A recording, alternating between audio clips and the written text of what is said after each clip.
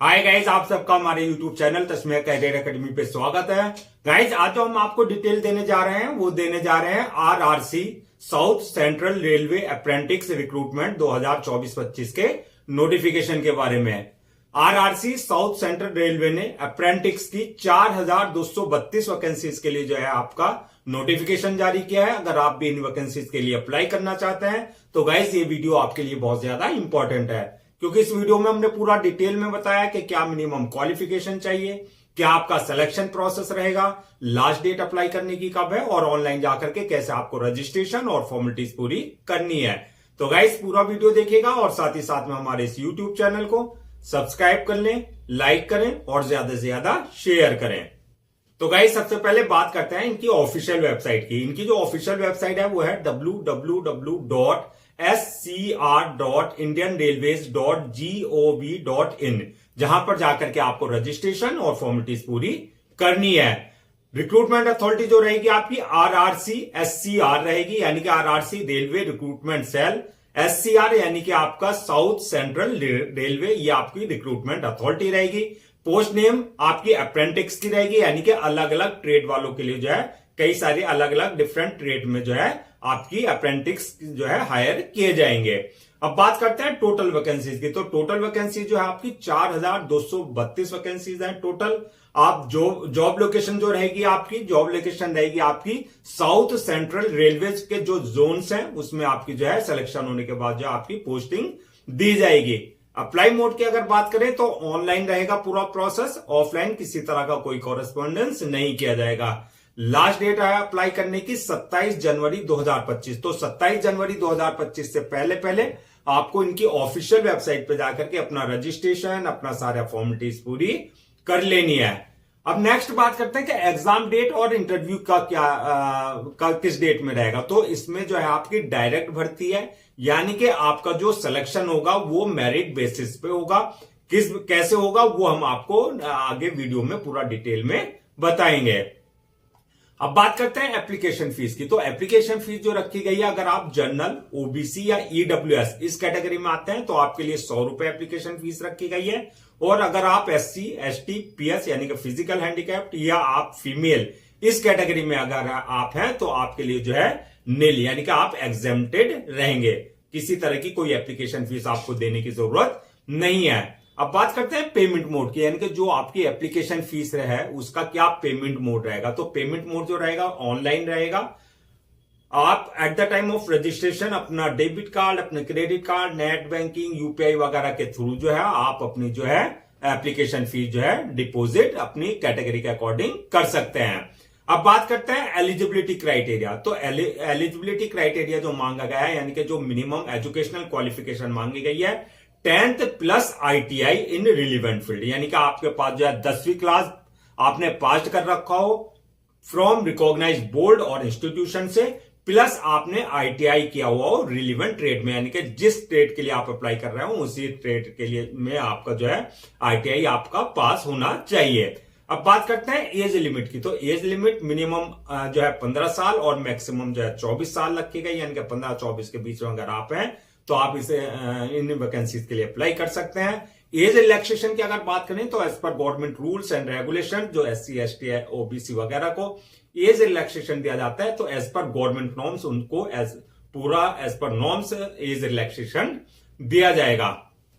अब नेक्स्ट बात करते हैं कि आपका सिलेक्शन प्रोसेस क्या होगा, यानी कि सिलेक्शन किस बेसिस पे होगा। तो जैसा कि हमने पहले बताया था आपको कि इसमें किसी तरह का कोई रिटन एग्जाम नहीं होगा, किसी तरह का कोई इंटरव्यू नहीं लिया जाएगा आपका। इसमें जो आपका है मेरिट बेसिस पे, यानी कि शॉर्ट लिस्टिंग किया जाएगा आपको। शॉर्ट लिस्टिंग किस बेसिस पे किया जाएगा?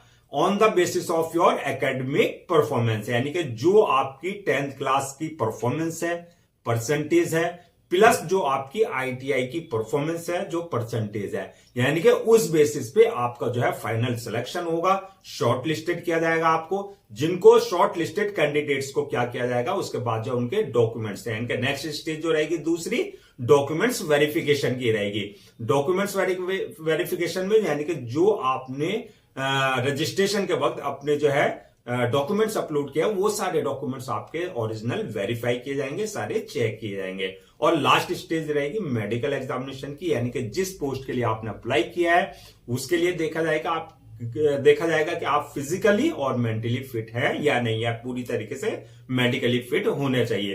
तो टोटल लगा करके आपकी 3 स्टेजेस हो गई। शॉर्ट लिस्टिंग होगी आपकी, दूसरा आपका डॉक्यूमेंट्स वेरिफिकेशन हो गई, थर्ड स्टेज रहेगी आपकी मेडिकल एग्जामिनेशन। अब बात करते हैं जो आपकी ये 4232 वैकेंसीज है, अगर इनको पोस्ट वाइज हम ब्रेक डाउन करें यानी कि डिवाइड करें तो किस पोस्ट के लिए कितनी वैकेंसीज रखी गई हैं। तो एसी मैकेनिक के लिए जो है 143 वैकेंसीज है, कारपेंटर पोस्ट के लिए 42 है, डीजल मैकेनिक के लिए 142 है, इलेक्ट्रीशियन के लिए 1053 वैकेंसीज है, इलेक्ट्रॉनिक्स मैकेनिक के लिए 85 वैकेंसीज है, फिटर के लिए 1742 वैकेंसीज है, मैकेनिस्ट के लिए 100 है, और आपका पेंटर के लिए 74 है, और वेल्डर के लिए 713 वैकेंसीज जो है टोटल रखी गई है। यानी कि इस तरीके से 4232 वैकेंसीज आपकी फिल की जाएगी। अगर इनको हम कैटेगरीज वाइज ब्रेक डाउन करें, यानी कि जो कैटेगरी है कास्ट वाइज के किस कास्ट के लिए कितनी जो है रिजर्वेशन रखा गया है, तो जनरल के लिए 1714 यानी कि 1714 वैकेंसीज रिजर्व रखी गई हैं। ओबीसी वालों के लिए 1143, एससी वालों के लिए 635, और एसटी वालों के लिए 317, और ईडब्ल्यूएस वालों के लिए 423 वैकेंसीज रखी गई है। इस तरीके से 4232 वैकेंसी जो है आपका कैटेगरीज वाइज जो है फिल की जाएगी। अब बात करते हैं कि डॉक्यूमेंट्स क्या क्या आपके रेडी रखने हैं, यानी कि रजिस्ट्रेशन से पहले क्या क्या आपको डॉक्यूमेंट्स सारे अपने जो है स्कैन कॉपी वगैरह करा करके रखने हैं। तो अगर डॉक्यूमेंट्स की बात करें तो जो आपके एकेडमिक और जो आपकी प्रोफेशनल यानी कि एकेडमिक यानी कि 10th की मार्कशीट आपका, और चाहे वो आपका मार्कशीट है, चाहे वो आपका सर्टिफिकेट है, ऐसे ही आपके आईटीआई के सर्टिफिकेट्स यानी कि जो मार्कशीट वगैरह, चाहे वो सेमेस्टर वाइज है चाहे वो ईयर वाइज है, वो सारे डॉक्यूमेंट्स आपको पहले से रेडी रखने हैं। उसके बाद जो है बर्थ सर्टिफिकेट, यानी कि अगर आपकी 10th की मार्कशीट में डेट ऑफ बर्थ मेंशन नहीं है तो आपको कंसर्न अथॉरिटी से आपके पास जो है बर्थ सर्टिफिकेट होना चाहिए, डोमिसाइल होना चाहिए, ईडब्ल्यू अगर डिसेबिलिटी सर्टिफिकेट होना चाहिए, यानी कि अगर आप किसी तरह का कोई फिजिकल हैंडीकैप्ड का अगर रिजर्वेशन ले रहे हैं तो डिसेबिलिटी सर्टिफिकेट आपके पास कंसर्न अथॉरिटी से होना चाहिए। इनकम सर्टिफिकेट यानी कि ईडब्ल्यूएस का अगर आप किसी तरह का कोई रिजर्वेशन ले रहे हैं तो इनकम सर्टिफिकेट आपके पास जो है कंसर्न अथॉरिटी से होना चाहिए। इसके अलावा जो है आपका जो है पासपोर्ट साइज फोटो, सिग्नेचर, ये सारे डॉक्यूमेंट जो है आपको अपना रेडी रखने हैं। आपकी आधार कार्ड यानी कि आपकी जो है आईडी वगैरह, ये सारे डॉक्यूमेंट्स आपको पहले से जो है स्कैन कॉपी करा करके रखने हैं। अब बात करते हैं कि अप्लाई करने का क्या प्रोसीजर है, किस तरीके से आप अप्लाई कर सकते हैं। तो जैसा कि हमने बताया था पूरा प्रोसेस जो रहेगा वो ऑनलाइन रहेगा, ऑफलाइन किसी तरह का कोई कॉरेस्पॉन्डेंस नहीं किया जाएगा।